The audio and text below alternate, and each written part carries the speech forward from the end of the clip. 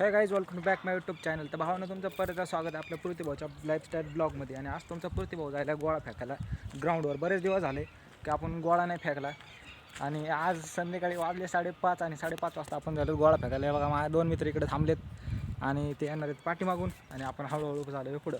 तर भावांना आज विषय असा झाला आहे की तुमचा पृथ्वीभाऊ ऑलरेडी फेमस झाला आहे. आता तुम्ही म्हणशाल की महाराष्ट्रामध्ये नाही फेमस झाला, आणखीन ऑलरेडी बीड जिल्ह्यामध्येच ओळखत नाही कोणी असं तुम्ही म्हणशाल. हे पण मला पण माहिती आहे गाईज, आपल्याला बीड जिल्ह्यामध्ये आणखीन कोण ओळखत नाही. पण फेमस झालं म्हणजे त्याचा अर्थ असा झाला की मी ज्या ठिकाणी ब्लॉग बनवतो आहे त्या ठिकाणी फेमस झालो. आज एक रील स्टार आले ते गाईज आमच्या हॉस्टेलची रील्स बनवायला आणि प्रथमच रील्स माझ्यापासूनच स्टार्ट केलेली आहे. कारण का त्यांनी माझा ब्लॉग बघितला, माझे कंटेंट बघितलं, माझा रॅप बघितला आणि डायरेक्ट सरांनी सांगितलं की हा पृथ्वी आपला ऑलरेडी सोशल मीडियावर आहे आणि रील्स बनवताना जो बोलायचं असतं ते आपल्या हॉस्टेलची माहिती सांगायची असते की आमचं हॉस्टेल असं आहे, अनुभवी शिक्षक तज्ज्ञ वगैरे.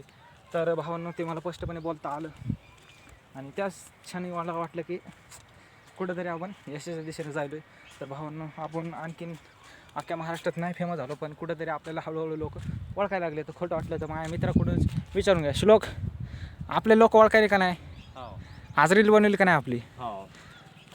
एक छोटा क्रिएटर म्हणून भावांना आज आपली ओळख पण महाराष्ट्रामध्ये नाही झाली, पण आपल्या इथं गल्लोमध्ये धरणार गोळा गल्लोमध्ये झाली आहे ओळख आपली. हे फक्त भावांना तुमच्यामुळं आणि आपल्या कन्सिस्टन्सीमुळं, नाहीतर मग काय. तर पब्लिक आता आलो आहे आपण आपलं ग्राउंडवर. ते राहिलं आपलं हॉस्टेल पाठीमागं आणि हे आहे समोर ग्राउंड. आणि हा आपला मित्र एकदम खास श्लोक ओहळ. हे आपलं काय ओह चव्हाण ना, कांबळे, श्लोक कांबळे.